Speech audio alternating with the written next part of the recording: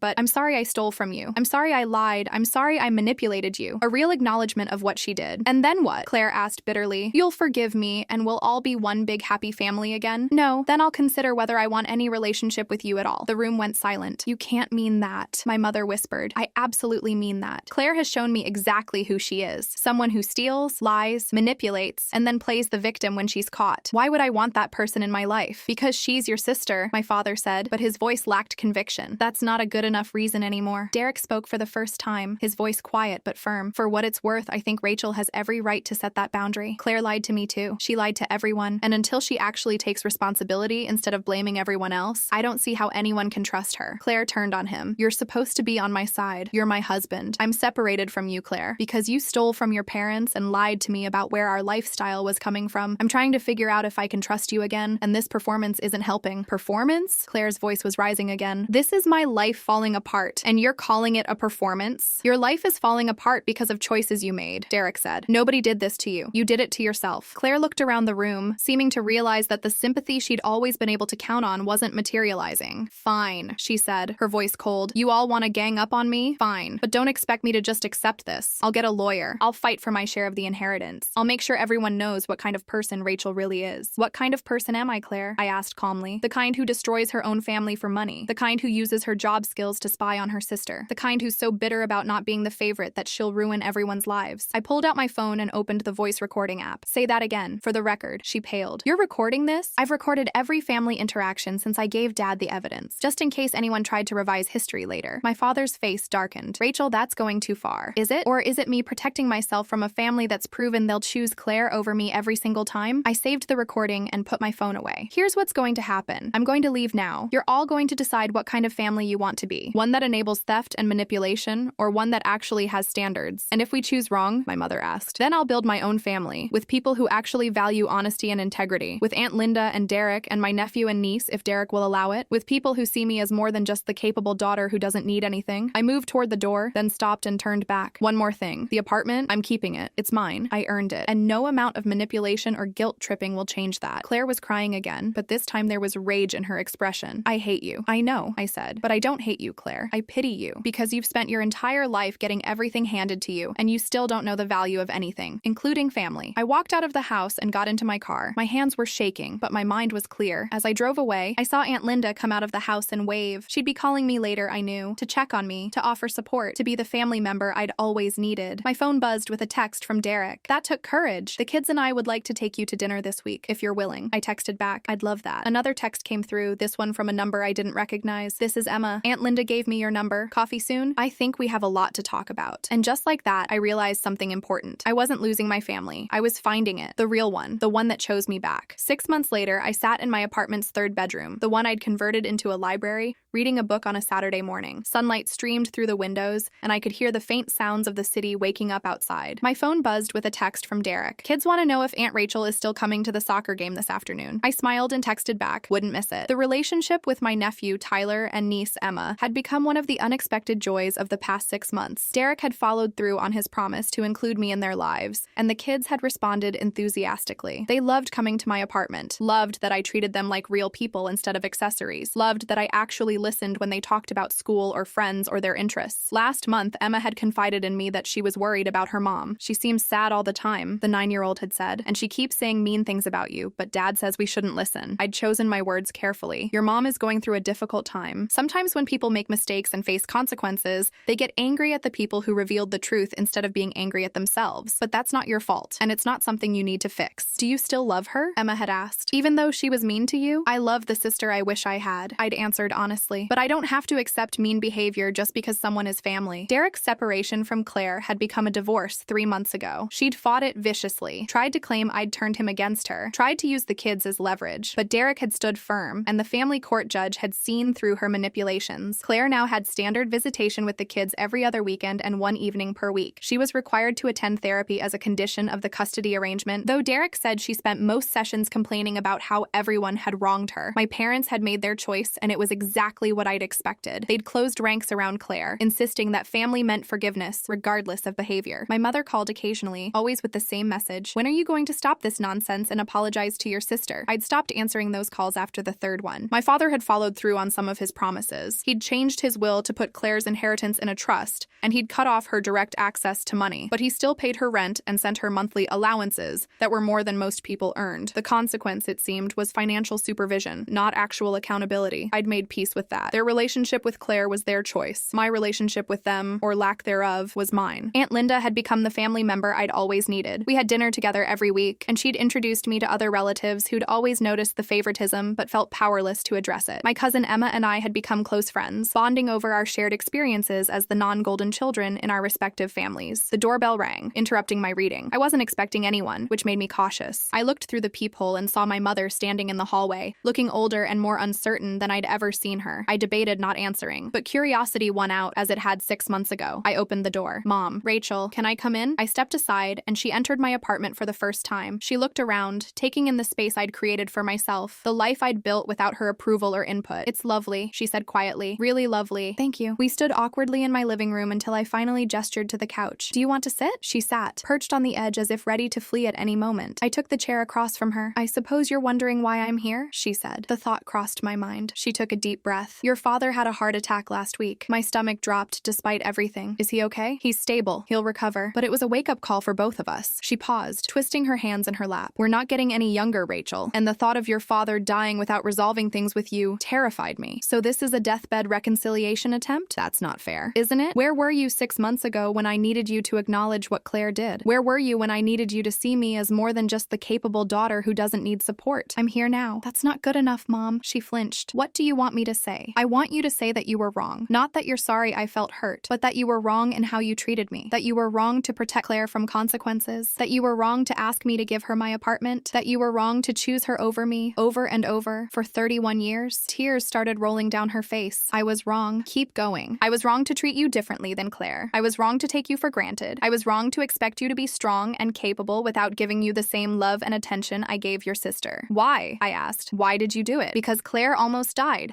and I couldn't bear the thought of losing her. And because you were so independent, so self-sufficient, I convinced myself you didn't need me the same way. Every child needs their mother, Mom. Just because I learned not to ask doesn't mean I didn't need you. I know that now. She wiped her eyes. I know it's probably too late. I know I don't deserve your forgiveness, but your father's heart attack made me realize that time is not infinite, and I don't want to die with this rift between us. I sat back in my chair, looking at this woman who'd given birth to me but never really seen me. What about Claire? What about her? Are you still enabling her? Still protecting her from consequences? My mother was quiet for a long moment. Your father and I had a lot of time to talk in the hospital, about our choices, about how we raised you girls, about what we'd do differently if we could. And we've decided to sell the house, downsize to something smaller. We're also reducing Claire's allowance significantly. She needs to learn to live within her means. That's a start, I said, but it's not enough. What would be enough? I need to know that if Claire does something wrong again, you won't automatically side with her. I need to know that my achievements will be celebrated the same way hers are. I need to know that I matter to you as much as she does. You do matter, Rachel. You've always mattered. Then act like it. Consistently. Not just when you're scared Dad might die and you want to resolve your guilt. My mother nodded slowly. You've become so strong, so clear about what you need. I'm proud of you, even if I never said it before. I had to become strong, I said, because no one else was going to be strong for me. We sat in silence for several minutes. Finally, my mother stood. I should go, but Rachel, would you consider having dinner with us? Not right away, but eventually. Just the three of us, without Claire. Why without Claire? Because this relationship needs to be separate from that one. We need to rebuild our connection with you independent of your sister. It was the first thing she'd said that felt genuine, that acknowledged the root of the problem. I'll think about it, I said. But Mom, if I agree, there are rules. No discussing Claire, no asking me to forgive her or repair that relationship, no guilt trips about family unity. Can you accept that? Yes, I can accept that. After she left, I sat in my apartment for a long time, processing the conversation. It wasn't the dramatic reconciliation of movies and television. It was messy and incomplete and uncertain, but it was honest, and maybe that was enough. My phone buzzed with a reminder about Tyler's soccer game. I grabbed my keys and headed out, smiling as I thought about my nephew's excitement when he saw me in the stands. Later that evening, after the game, which Tyler's team won, Derek invited me back to his house for pizza with the kids. As we sat around the table, Emma told a long, rambling story about something that happened at school, and Tyler interrupted every 3 sentences to add his own details. Aunt Rachel, Tyler said through a mouthful of pepperoni, are you going to have kids someday? Tyler, that's rude, Derek said, but he was smiling. It's okay, I said. I don't know, buddy. Maybe someday. If you do, can I teach them soccer? Absolutely. Emma leaned against my arm. I like having you as our aunt. You're the best one we have. That's because I'm your only aunt on this side, I teased. No, Emma said seriously. It's because you actually like us. Mom always seems annoyed when we want to talk to her. Derek and I exchanged a look over the kids' heads. This was an ongoing issue. Claire's inability to be present with her own children, always distracted by her phone or her grievances or her need to be elsewhere. Well, I said, hugging Emma closer, I always want to hear what you have to say. As I drove home that night, I thought about family. Not the one I was born into, but the one I'd created. Aunt Linda, who called me 3 times a week just to chat. Derek, who'd become a genuine friend. Tyler and Emma, who'd given me a second chance at family connection.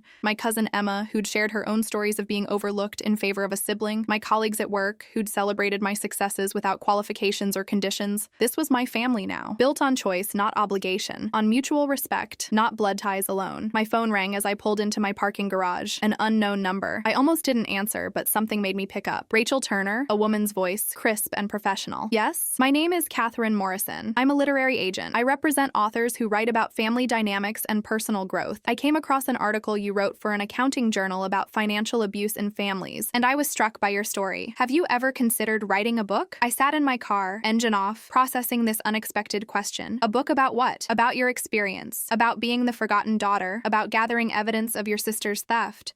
About setting boundaries with toxic family members. I think there are millions of people who would relate to your story. I don't know, that seems very personal. The best books are. Think about it. If you're interested, I'd love to discuss it further. After she hung up, I sat in the darkness of the parking garage, considering the possibility. A book. My story. Told on my terms. Reaching people who might be struggling with similar family dynamics. It would mean revisiting painful memories. It would mean making my private pain public. But it would also mean giving voice to all the forgotten children. All the capable daughters and sons who'd been taken for granted because they didn't demand attention the the way their siblings did. I pulled out my phone and texted Dr. Reeves. Something unexpected happened. Need to talk about it in our next session. Her response was immediate. Looking forward to hearing about it. Proud of you, Rachel. As I rode the elevator up to my apartment, I felt something I hadn't felt in a long time. Hope. Not for reconciliation with my parents or Claire. That ship had sailed, and I was at peace with that. But hope for what came next. For the life I was building, for the family I was choosing, for the story I might tell. I unlocked my apartment door and stepped inside, surrounded by the space I'd earned, the life I'd created, the person I'd become, the apartment my father had tried to take away, the independence my mother had used as an excuse to neglect me, the success my sister had resented. All of it was mine. Truly, completely mine. And for the first time in my 31 years, that was more than enough. So, have you ever had to stand up to family members who took you for granted? Have you ever been the capable one who was expected to sacrifice while others were protected? I'd love to hear your thoughts on this story. Did Rachel do the right thing, or should she have tried harder to maintain family peace? And don't forget to like this video and subscribe to Dual Faces Reddit for more stories about family dynamics, justice, and standing up for yourself. Thank you for listening to my story, and thank you for being here.